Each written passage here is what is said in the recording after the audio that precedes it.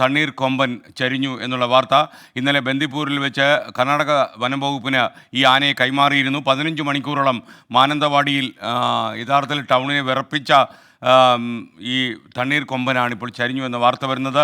പ്രിയപ്പെട്ട പ്രേക്ഷകർ കാണുന്നത് പോലെ കർണാടകയിലെ അസനിൽ വെച്ച് ജനങ്ങൾക്ക് ഭീതി പരത്തിയ തണ്ണീർ കൊമ്പനെ ഏതാണ്ട് 20 മാസങ്ങൾക്ക് മുമ്പ് പിടികൂടുമ്പോഴുള്ള ചിത്രമാണ് നിങ്ങൾ ആദ്യത്തെ ബോക്സിൽ കാണുന്നത്. രണ്ടാമത്തെ ബോക്സിൽ വയനാട്ടിൽ മാനന്തവാടിയിൽ വെച്ച് മയക്ക് വെടിയേറ്റ തണ്ണീർ കൊമ്പൻ നിൽക്കുന്ന ചിത്രമാണ്. യഥാർത്ഥ 20 മാസങ്ങൾക്കിടെ 2 തവണയാണ് ഈ ആനയെ മയക്കുവെടി വയ്ക്കേണ്ടി വന്നത്. വാർദ്ധക്യം തീർച്ചയായിട്ടും ഈ ആനയ്ക്കൊരു വെല്ലുവിളിയായിരുന്നു. സന്തോഷകരമായ അവസാനമായിരുന്നു ഇന്നലെ ദൗത്യത്തിനുണ്ടായത്. വളരെ വിജയകരമായി നമ്മുടെ ആളുകൾ ആ ദൗത്യം പൂർത്തിയാക്കി. വളരെ ശ്രമകരമായ ദൗത്യമായിരുന്നു. വഴുതലും ഒക്കെയുള്ള ആ വയലിൽ വെച്ചിട്ട് ഇതിനെ മയക്കുവെടി വെച്ച് കുങ്കിയാനെ കൊണ്ട് വാഹനത്തിലേക്ക് ആനയെ കയറ്റുക വളരെ ശ്രമകരമായ ദൗത്യമായിരുന്നു. ആ ദൗത്യം വിജയകരമായി നമ്മുടെ ദൗത്യസേന നിറവേറ്റി. മാത്രമല്ല അവർ പ്രതീക്ഷിച്ച പോലെ തന്നെ കർണാടകത്തിലേക്ക് കൊണ്ടുപോയി ബന്ദിപ്പൂരിൽ തുറന്നുവിടാനായിരുന്നു പരിപാടി. പക്ഷേ അതെല്ലാം അസ്ഥാനത്താക്കിക്കൊണ്ട് അവസാനം നമ്മളെ കൂടി സങ്കടപ്പെടുത്തുന്ന, നമ്മുടെ പ്രേക്ഷകരെ കൂടി സങ്കടപ്പെടുത്തുന്ന ആ വാർത്ത വന്നു. തണ്ണീർ കൊമ്പൻ ചരിഞ്ഞു. ഈ ആനയുടെ പോസ്റ്റ്മോർട്ടം കേരളവും കർണാടകവും സംയുക്തമായി നടത്തുമെന്നാണ് വനമന്ത്രി AK ശശീന്ദ്രൻ പറഞ്ഞത്. അദ്ദേഹം ആദ്യമായി 24-നോട് ഈ വാർത്ത സ്ഥിരീകരിച്ച് നടത്തിയ സംഭാഷണം ഒരിക്കൽ കൂടി പ്രിയപ്പെട്ട പ്രേക്ഷകർക്ക്, കാണാത്ത പ്രേക്ഷകർക്കായി കേൾപ്പിച്ചു തരാം. അദ്ദേഹം ഔദ്യോഗികമായി ആദ്യം 24-നോടാണ് ഈ കാര്യം സ്ഥിരീകരിച്ചത്. അദ്ദേഹം സംസാരിച്ചത് ഇങ്ങനെയായിരുന്നു ദീപക് ധർമ്മടത്തോട്. തണ്ണീർ കൊമ്പൻ ഇന്ന് ഏതാനും സമയത്തിന് മുമ്പ് ആ ആന ചരിഞ്ഞു എന്ന വിവരമാണ് ഇപ്പോൾ ഔദ്യോഗികമായി നമുക്ക് ലഭിച്ചിട്ടുള്ളത്.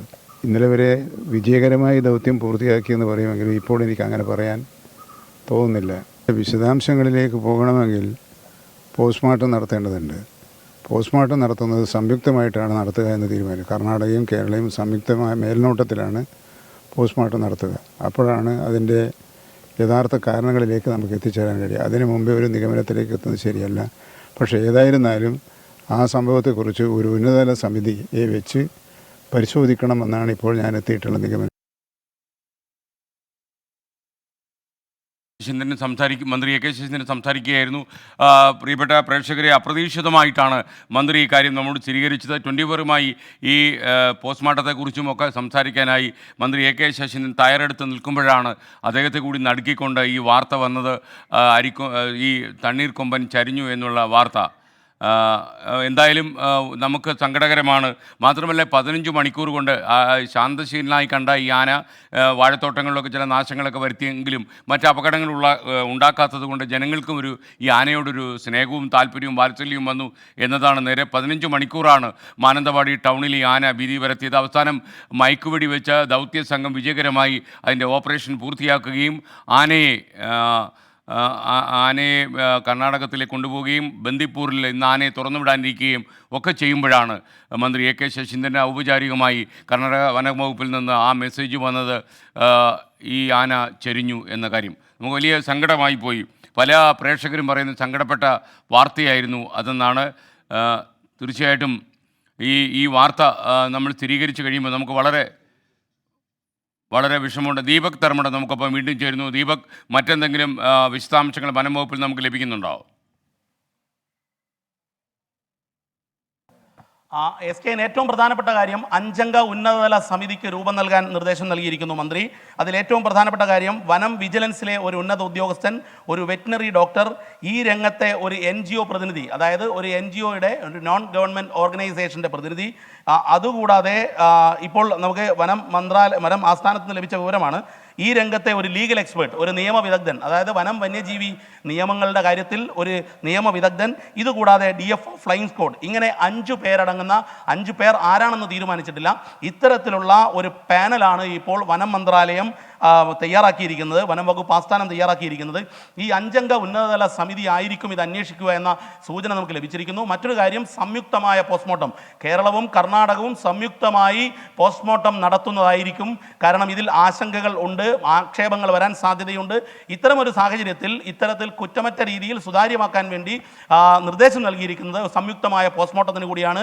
SKN ഇന്നലെ തന്നെ ആരോഗ്യനില മോശമായിരുന്നു ആനയുടേത്. അതുകൊണ്ട് തന്നെയാണ് ഇന്ന് കാലത്ത് വൈദ്യപരിശോധനയ്ക്കൊക്കെ ശേഷം കാട്ടിലേക്ക് എത്ര ദിവസം കഴിഞ്ഞ് ഇറക്കണമെന്ന് തീരുമാനിക്കാം എന്നായിരുന്നു ബന്ദിപ്പൂർ എത്തിയ സമയത്തുള്ള ധാരണ. പക്ഷേ എന്നാൽ നാടിനെ നടുക്കിയ ഈ ഒരു ദുരന്തത്തിലേക്ക്, ഈ ഒരു ദുഃഖവാർത്തയിലേക്ക് കാര്യങ്ങൾ പോകുന്നു. കാരണം ഇന്നലെ മാനന്തവാടിയെ വിറപ്പിച്ചു. എന്നാൽ ഇന്നാകുമ്പോഴേക്കും മാനന്തവാടിയെ പക്ഷേ വിറപ്പിക്കുമ്പോഴും SKN ഒരു പ്രധാനപ്പെട്ട കാര്യം, ഒരു നാശനഷ്ടം, ഒരു അക്രമം ഈ അരിക്കൊമ്പൻ മാതൃകയിൽ തണ്ണീർക്കൊമ്പൻ ഉണ്ടാക്കിയിട്ടില്ല എന്നുള്ളത് എടുത്തു പറയണം. ശാന്ത സ്വഭാവിയായിരുന്ന കൊമ്പനായിരുന്നു. പക്ഷേ മാനന്തവാടിയിലെ ജനങ്ങൾ പരിഭ്രാന്തരായി എന്നുള്ളത് വസ്തുതയാണ്. അതിൻ്റെ അടിസ്ഥാനത്തിലായിരുന്നു ഈ നടപടിക്രമങ്ങളിലേക്ക് കടന്നത്. ഏറെ വൈകിയാണ് ഉച്ചസ്ഥായിയിൽ സൂര്യൻ നിൽക്കുന്ന ചുട്ടുപൊള്ളുന്ന വെയിലത്ത് വെടിവെക്കേണ്ടതില്ല എന്ന തീരുമാനമെടുത്ത് വൈകിട്ടാണ് ഈ മയക്കുവെടി വെക്കുന്നത്. മയക്കുവെടി വെച്ച് കഴിഞ്ഞ് അതിനുശേഷം ഈ കുങ്കിയാനകളെ ഉപയോഗിച്ചുകൊണ്ട് എലിഫന്റ് ഫ്ലൈ സ്ക്വാഡ് ഇതിലേക്ക് ആംബുലൻസിലേക്ക് മാറ്റുന്നു. പിന്നീട് ബന്ദിപ്പൂരിലേക്കുള്ള രാത്രി യാത്രയും. ഈ രാത്രി യാത്രയുടെ ഒരു ഗുണം ചൂടില്ല എന്നുള്ളത് അനുകൂല ഘടകമാണ്. സൂര്യൻ അസ്തമിച്ച ശേഷമുള്ള യാത്ര ആനയ്ക്ക് ഗുണകരമാണ്. പക്ഷേ എന്നിരുന്നാലും ഏറ്റവും ഒടുവിൽ ഈ ആന ചെരിഞ്ഞു എന്ന ദുഃഖവാർത്തയാണ് ഇന്ന് 24 കാലത്ത് ബ്രേക്ക് ചെയ്യേണ്ടി വന്നത് SKN. ഇനിയിപ്പോൾ സംയുക്ത പോസ്റ്റ്മോർട്ടവും ഉന്നതതല സമിതിയുടെ അന്വേഷണവുമാണ്. അല്പസമയത്തിനകം വനം മന്ത്രി AK ശശീന്ദ്രൻ വീണ്ടും മാധ്യമങ്ങളെ കാണും. ആദ്യം 24-നാണ് ഈ കാര്യത്തിൽ വിവരമറിഞ്ഞതിന് ശേഷമുള്ള സ്ഥിരീകരണം നൽകിയത്. പക്ഷേ ഇനി അല്പസമയത്തിനകം മാധ്യമങ്ങളെ അദ്ദേഹം വീണ്ടും കാണും. വിവരങ്ങൾ അദ്ദേഹം ശേഖരിച്ചു കൊണ്ടിരിക്കുന്നു എന്നുള്ളതാണ് നമുക്ക് ലഭിക്കുന്ന സൂചന. SKN. Thank you Deepak Dharmadam. യഥാർത്ഥത്തിൽ മന്ത്രി AK ശശീന്ദ്രൻ സംയുക്ത പോസ്റ്റ്മോർട്ടത്തെക്കുറിച്ചൊക്കെ സംസാരിക്കാൻ വേണ്ടി 24-മായിട്ട് ഒരുങ്ങി നിൽക്കുമ്പോഴാണ് അദ്ദേഹത്തെ തേടി ഈ സങ്കടകരമായ വാർത്ത വന്നത്. കർണാടക വനംവകുപ്പാണ് ഈ കാര്യം സ്ഥിരീകരിച്ചിരിക്കുന്നത്. തണ്ണീർക്കൊമ്പൻ ചെരിഞ്ഞു. ഇന്നലെ ബന്ദിപ്പൂരിൽ വെച്ചായിരുന്നു സംഭവം. യഥാർത്ഥത്തിൽ ഇന്നലെ സംസ്ഥാന വനംവകുപ്പ് ഇതിനെ മയക്കുവെടി വെച്ച് വളരെ വിജയകരമായി ദൗത്യം പൂർത്തിയാക്കി കർണാടക വനംവകുപ്പിന് കൈമാറിയതിന് ശേഷമാണ് ഈ സംഭവം ഉണ്ടായിരിക്കുന്നത്. സുർജിത്ത് അയ്യപ്പത്ത് 15 മണിക്കൂറിലധികം ഈ വാർത്ത പ്രേക്ഷകർക്കായി റിപ്പോർട്ട് ചെയ്ത സുർജിത്ത് അയ്യപ്പത്ത് ടെലിഫോണിൽ വീണ്ടും ചേരുന്നു. സുർജിത്ത്, യഥാർത്ഥത്തിൽ നമ്മുടെ ഏറ്റവും വലിയ സങ്കടം എന്ന് പറയുന്നത് ഈ അരിക്കൊമ്പനെ പോലെ അക്രമാസക്തനായിരുന്നില്ല ഈ ആന. ചില വാഴത്തോട്ടങ്ങളിലൊക്കെ ചില നാശങ്ങൾ, ചില്ലറ ഇടപാടുകളൊക്കെ നടത്തിയെങ്കിൽ പോലും ജനങ്ങൾക്കൊരു ബുദ്ധിമുട്ടും വേറെ രീതിയിൽ ഉണ്ടാക്കിയില്ല. എന്നിട്ടും ഈ ആനയ്ക്ക് ഇങ്ങനെ ഒരു സംഭവം ഉണ്ടായി. വാർദ്ധക്യമായിരിക്കുമോ ഈ ആനയുടെ ഏറ്റവും വലിയ പ്രശ്നം ഇങ്ങനെ ചരിയാൻ കാരണം?